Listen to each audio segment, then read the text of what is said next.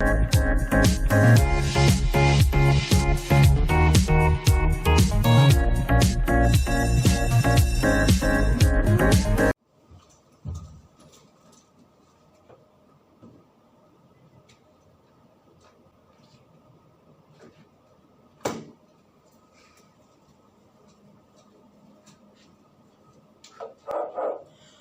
विद्यार्थी मित्रों, केम छो बधा?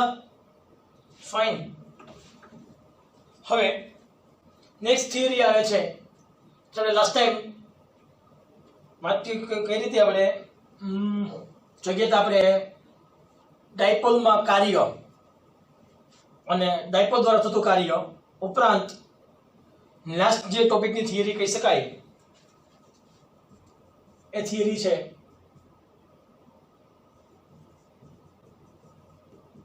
સુવાહકોમાં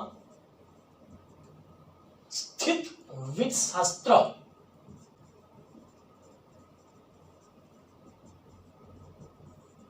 સુવાહકોમાં સ્થિત વિદ્યુતશાસ્ત્ર મિત્રો સાવ સિમ્પલ થિયરી છે। ધારો કે આ એક સુવાહક પદાર્થ છે। શું છે? આપેલ એક સુવાહક પદાર્થ। સુવાહક પદાર્થ શેનો બનેલો હશે? કોઈ પણ ધાતુનો બનેલો હોય એટલે કે ભાઈ ધાતુઓના તમારે અણુઓ બનાવવા પડે। ધાતુઓના અણુ ક્યારે બનશે? કે એક કરતા વધારે પરમાણુ ભેગા થશે ત્યારે। જ્યારે એક કરતા વધારે પરમાણુ ભેગા થાય ત્યારે તે તત્વની પરમાણુની બાહ્યતમ કક્ષામાં અમુક ઇલેક્ટ્રોન આવેલા હોય। આ પરમાણુ છે, પરમાણુની બાહ્યતમ કક્ષામાં કંઈક વેલેન્સ ઇલેક્ટ્રોન આવેલા હશે। એ વેલેન્સ ઇલેક્ટ્રોન પરમાણુમાંથી મુક્ત થઈ શકે। એ વેલેન્સ ઇલેક્ટ્રોન પરમાણુમાંથી મુક્ત થઈ શકે છે પણ ધાતુમાંથી મુક્ત થઈ શકતા નથી। તો કોઈ પણ સુવાહક પદાર્થની અંદર આવેલા પરમાણુ તેના પિતૃ પરમાણુમાંથી કોઈ પણ પરમાણુ તેના પિતૃ પરમાણુ કેવા છે? Valence electron.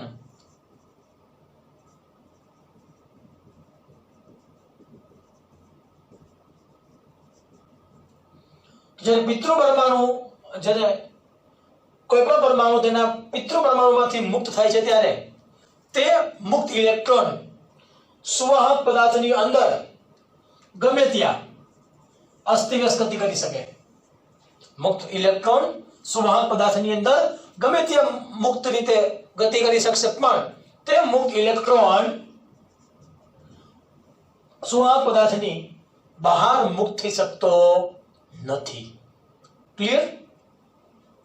હવે એમાં તો જોઈએ તો એ જે મુક્ત ઇલેક્ટ્રોન છે ગતિ કરીને સુવાહકમાં વિદ્યુત પ્રવાહનું વહન કરે। વિદ્યુત પ્રવાહનું વહન કરે ત્યારે તેના ઉપર કંઈક વિદ્યુત બળ લાગતું હોવું જોઈએ। વિદ્યુત બળનું સૂત્ર કયું છે? F બરાબર m * a બરાબર q * e। પણ જો મારે બળ કેવું કરવું હોય? શૂન્ય। બળ શૂન્ય કરવા માટે પ્રવેગ કેવો થવો જોઈએ? શૂન્ય થવો જોઈએ। એટલા માટે અહીંયા જે ઇલેક્ટ્રોનની ગતિ કરાવીશ મુક્ત કોઈ પણ પરમાણુમાંથી જ્યારે વેલેન્સ ઇલેક્ટ્રોન પિતૃ પરમાણુ જ્યારે મુક્ત થાય છે ત્યારે મુક્ત પિતૃ પરમાણુની ગતિ પ્રવેગિતને બદલે કેવી લેવાની? અચળ વેગીય લેવાની। તમે જ્યારે ઇલેક્ટ્રોનની ગતિ અચળ વેગીય લેશો ત્યારે તે ડ્રિફ્ટ ગતિ કરતો હશે। કેવી ગતિ કરતો હશે? ડ્રિફ્ટ ગતિ કરશે ત્યારે તે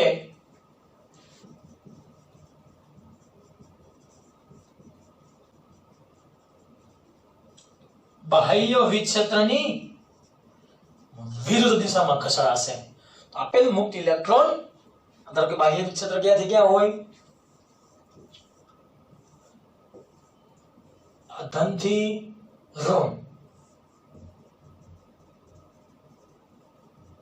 તો મુક્ત ઇલેક્ટ્રોન સ્વભાવ કેવો હોય? ઋણ। તો મુક્ત ઇલેક્ટ્રોન ગતિ ક્યાં કરશે? ઋણથી ધન તરફ। એટલે મુક્ત ઇલેક્ટ્રોનની ગતિ દ્વારા શું ઉત્પન્ન થશે? ડ્રિફ્ટ ગતિ બાહ્ય વિદ્યુત ક્ષેત્રની વિરુદ્ધ દિશામાં હશે અને તે ખસેડાઈને ગતિ કરશે અને આયોનિક બંધ બનાવશે। આ કે ના? બીજી વસ્તુ, સુવાહક પદાર્થની અંદર કેવા કેવા બંધો આવી શકશે? એક તો સહસંયોજક બંધ આવી શકે, પછી રાસાયણિક પ્રક્રિયા થતી હશે ક્યારેક ક્યારેક તો રાસાયણિક બંધ આવી શકશે. આપણે આપેલ ચેપ્ટરની અંદર રાસાયણિક પ્રક્રિયા ધ્યાનમાં લેતા નથી, માત્ર ને માત્ર વિદ્યુત શાસ્ત્ર માટે સુવાહક બંધની જ વાતચીત કરીશું. ક્લિયર? તમારે જો ધાત્વિક બંધની વાતચીત કરવી હોય તો તમારે ઇલેક્ટ્રોલાઇટ દ્રાવણમાં જવું પડે, વિદ્યુત વિભાજક દ્રાવણમાં જવું પડે, એની કઈ જરૂર નથી. આ પહેલો ટોપિક હતો કે સ્થિતિવિદ શાસ્ત્રમાં વીજભારની ગતિ કેવી રીતે હોય, ગતિ કેમ કરતું હશે. હવે પહેલું આવે છે સુવાહકની અંદર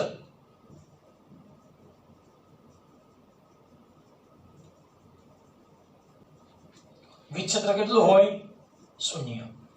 સુવાહકના અંદરના ભાગમાં વિદ્યુત ક્ષેત્ર કેવું હોય? 0. કઈ રીતે? તો સુવાહકના અંદરના ભાગમાં, સુવાહક કવચ કહો છો, સુવાહકની કવચના અંદરના ભાગમાં વિદ્યુત ક્ષેત્ર 0. કઈ રીતે? ધારો કે આ એક સુવાહક પદાર્થ છે, સુવાહક પદાર્થની સપાટી ઉપર વીજભાર વિતરણ કરેલ છે.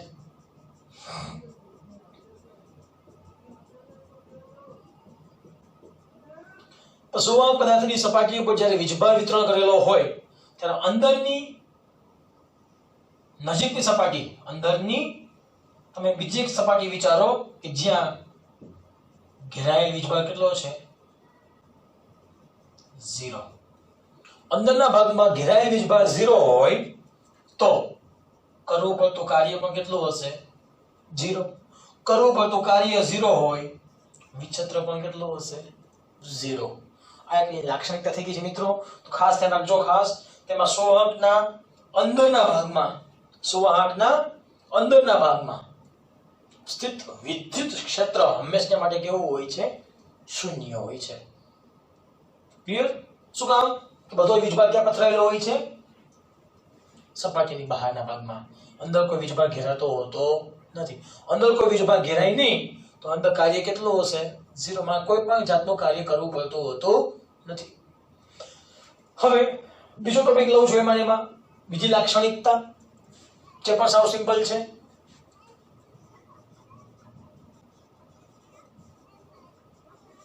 સુવાહકની સપાટી પર વિદ્યુત ક્ષેત્ર હંમેશા લંબ હોય છે. સુવાહકની સપાટી પર વિદ્યુત ક્ષેત્ર હંમેશા કેવું હોય? લંબ. ધારો કે આ સપાટી છે તો વિદ્યુત ક્ષેત્ર ક્યાં હશે? હંમેશા માટે લંબ. ધારો કે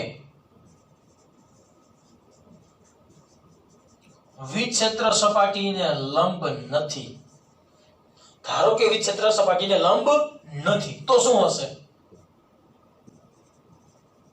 તો વિદ્યુત ક્ષેત્રનો કોઈ સમાંતર ઘટક, વિદ્યુત ક્ષેત્રનો કોઈ સમાંતર ઘટક પૃષ્ઠમાં હશે. જો વિદ્યુત ક્ષેત્રનો કોઈ સમાંતર ઘટક પૃષ્ઠમાં હશે ત્યારે વીજભાર પ્રવેગિત ગતિ કરશે. વીજભાર પ્રવેગિત ગતિ કરશે ત્યારે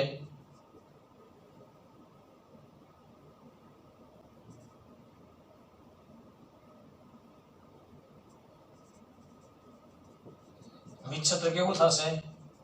અશૂન્ય થાય. બીજી વસ્તુ,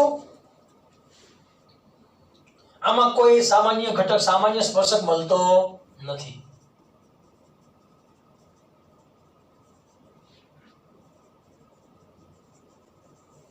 કોઈ સામાન્ય સ્પર્શક મળતો નથી.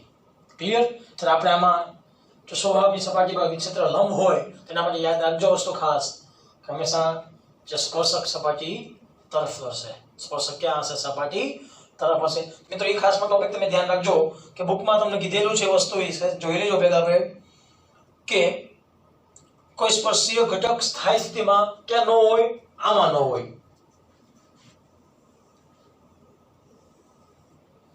સ્પર્શકને કહેવાય સ્પર્શીય ઘટક. આમાં જોવા મળતો નથી. આમાં આપણને સ્પર્શીય ઘટક જોવા મળશે. ક્લિયર?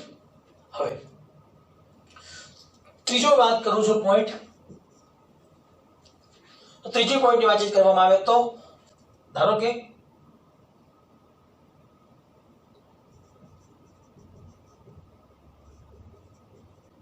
સુવાહક કવચના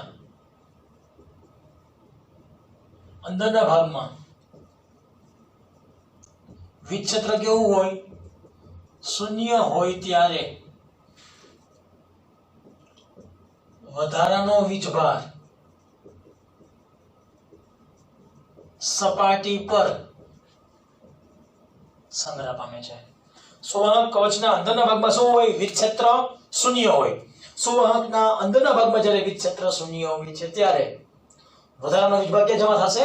સપાટી ઉપર સંગ્રહ પામે છે. આ સુવાહક પદાર્થ છે, અંદરનો ભાગ છે. અંદર વિક્ષેત્ર કેટલું હોય? 0. અંદર વિદ્યુત ક્ષેત્ર 0 હોય તો કરવું પડતું કાર્ય પણ કેટલું થશે? 0. કરવું પડતું કાર્ય 0 હોય ત્યારે ફ્લક્સનો નિયમ શું છે? ફ્લક્સ ફાઈ બરાબર E ડોટ ડેલ્ટા S બરાબર ES બરાબર સિગ્મા Q બાય એપ્સિલોન 0 એટલે કહેવાય Q બાય એપ્સિલોન 0. વિક્ષેત્ર 0 હોય તો અંદરનો કુલ વીજભાર પણ કેટલો હશે? 0 જ થવો જોઈએ. અંદરનો બધો વીજભાર જો શૂન્ય થાય તો તમે હવે જો વધારાનો વીજભાર ઉમેરો તો વીજભાર અંદર જઈ શકતો નથી. એ વીજભાર ક્યાં સંગ્રહ પામશે? સપાટી ઉપર સંગ્રહ પામે. ક્લિયર? તો આ વાત થઈ ગઈ ફ્લક્સની. હવે ચોથી પોઈન્ટની વાતચીત કરવામાં આવે. સુવાહકના અંદરના ભાગમાં વિસ્થિતિમાન કેવું હોય? અચળ હોય છે. સુવાહકના અંદરના ભાગમાં વિસ્થિતિમાન અચળ હોય. કઈ રીતે? શું કામ? અંદરના ભાગમાં વિક્ષેત્ર કેટલું હતું? 0. કાર્ય કેટલું છે?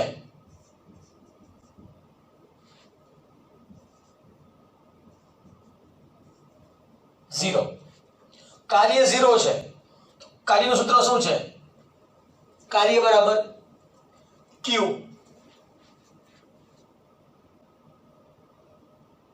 આગળ વાતચીત કરીએ તો આમાં ભેગી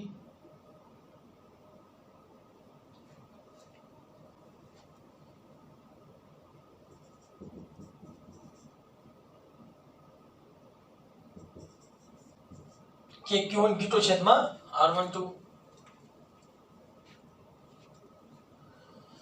હવે અહીંયા કાર્ય 0 છે. કાર્ય 0 હોય તો વિદ્યુત ક્ષેત્ર કેટલું થશે? અહીંયા 0 થશે. વિદ્યુત ક્ષેત્ર 0 થશે, કાર્ય 0 છે તો તમે બીજું પણ સૂત્ર જોઈ ગયા હતા અહીંયા. E બરાબર -dv બાય dx. dv બરાબર -e into dx. તો લખી શકાય v બરાબર સંકલન e into dx. જેનો વિક્ષેત્ર 0 હોય તો 0 નું સંકલન અચળ પદ.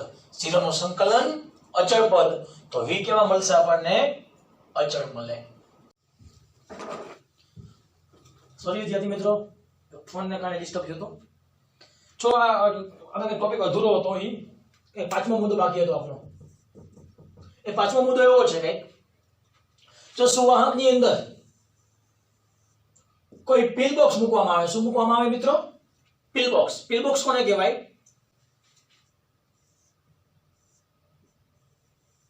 એક નળાકાર ભાગ. પિલ બોક્સ શું કહેવાશે? નળાકાર ભાગ. એક આ જે નળાકાર ભાગ છે તે અંશતઃ બહાર છે અને અંશતઃ ક્યાં છે? અંદર. પછી સુવાહકના અંદરના ભાગમાં છે.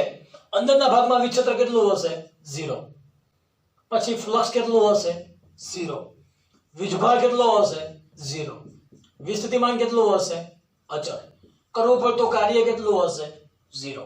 પરંતુ બહારના ભાગમાં વિક્ષેત્ર શૂન્ય હશે નહીં. ક્લિયર? બહારના ભાગમાં વીજ ક્ષેત્ર શૂન્ય હશે નહીં. તો વીજ ક્ષેત્ર કેવું હશે? પૃષ્ઠને લંબ. તો પિલ બોક્સની જે બહારની સપાટી છે, અંશતઃ બહાર ભાગ જે આવેલો છે, અંશતઃ જે બહાર ભાગ આવેલો છે તેમાં વીજ ક્ષેત્ર શૂન્ય હશે નહીં. એમાં પૃષ્ઠ કેવું થશે? પાછું લંબ થશે. એટલે બે ભાગલા પડી ગયા મિત્રો, એક અંદરનો ભાગ અને એક બહારનો ભાગ. અંદરના ભાગમાં જે આટલી શક્યતા રહેશે: વીજ ક્ષેત્ર શૂન્ય, ફ્લક્સ શૂન્ય, વીજભાર શૂન્ય, વિસ્થિતિમાન અચળ, કરવું પડતું કાર્ય 0. બહારના ભાગમાં વીજ ક્ષેત્ર શૂન્ય નથી, વીજ ક્ષેત્ર પૃષ્ઠને લંબ હશે. એ સમયે જુદા જુદા બિંદુ પાસે વિસ્થિતિમાન બદલાશે. જુદા જુદા બિંદુ પાસે વિસ્થિતિમાન બદલાશે, અચળ રહેતું નથી. મિત્રો આવી જ રીતે તમને બીજી વાત કરવામાં આવે. છઠ્ઠો પોઈન્ટ છે, ધારો કે ટોપિક એવો કંઈક છે, electro static state shielding. Shielding એટલે કેવાશે જોડાણ. શિલ્ડિંગ એટલે શું કહેવાશે? જોડાણ. ધારો કે આ સુવાહક પદાર્થ છે. આ સુવાહક પદાર્થની અંદર એક બખોલ છે. શું છે? સુવાહક ભાગની અંદર બખોલ છે. બખોલ ની ધ્યાન આપજો ખાસ. બખોલમાં વિસ્થિતિમાન કેટલું હશે? અચળ. વીજ ક્ષેત્ર કેટલું હશે? 0. જ્યારે કોઈ પણ ફોર વ્હીલ ડ્રાઈવર જે કાર ચલાવતો હોય, ધારો કે એ કાર સંપૂર્ણ સોનાની બનેલી છે. ફોર વ્હીલ્સની બનેલી છે, સંપૂર્ણ સોનાની બનેલી છે, અને રસ્તામાં એકાએક ફૂલ વરસાદ ચાલુ થાય છે, વીજળીના કડાકા ભડાકા થાય છે.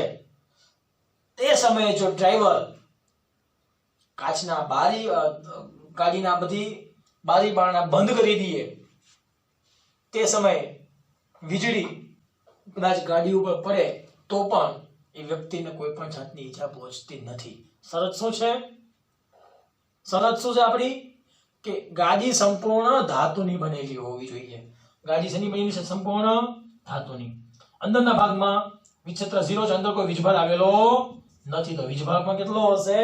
0 હશે. વીજભાર 0 હશે તો વીજ ફ્લક્સ પણ કેટલું હશે? 0 હશે. વીજ ફ્લક્સ પણ 0 હશે, કરવું પડતું કાર્ય 0. સેમ બહારના ભાગમાં ગમે એટલું કદાચ વીજ ક્ષેત્ર હોય, ગમે એટલો વીજભાર હોય, એટલે અંદર કઈ ફરક પડતો નથી. તો આ જે ઘટના છે એને કહેવાય છે ઇલેક્ટ્રોસ્ટેટિક શિલ્ડિંગ. તો મિત્રો ખાલી આ 5-6 પોઈન્ટ હતા જે તમારે માત્ર સૌ સિમ્પલ પોઈન્ટ છે, જે તમે ડાયરેક્ટ વાંચીને પણ સમજી શકો એમ છો. થિયરીમાં કોઈ અઘરી વસ્તુ છે નહીં. તો એક શાસ્ત્ર પૂરું થયું, એક સ્થિત વીજ શાસ્ત્ર પૂરું થયું. સિમ્પલ કન્સેપ્ટ હતો. હવે જે એના પછીનો જે બીજો ટોપિક આવતો હશે, કેપેસિટન્સ ટોપિક આવતો હશે. વચ્ચે એક બીજી થિયરી આવે છે, જે સિમ્પલ થિયરી છે, જે ચેપ્ટર 2 માં કામ લાગશે, ચેપ્ટર 4 માં પણ કામ લાગશે, ચેપ્ટર 5 માં પણ કામ લાગશે. પોલરાઇઝેશન. ક્લિયર? ધ્રુવીયતા. તો આ નાની એવી થિયરી વચ્ચે મારે મિસ થઈ ગઈ હતી, જોઈ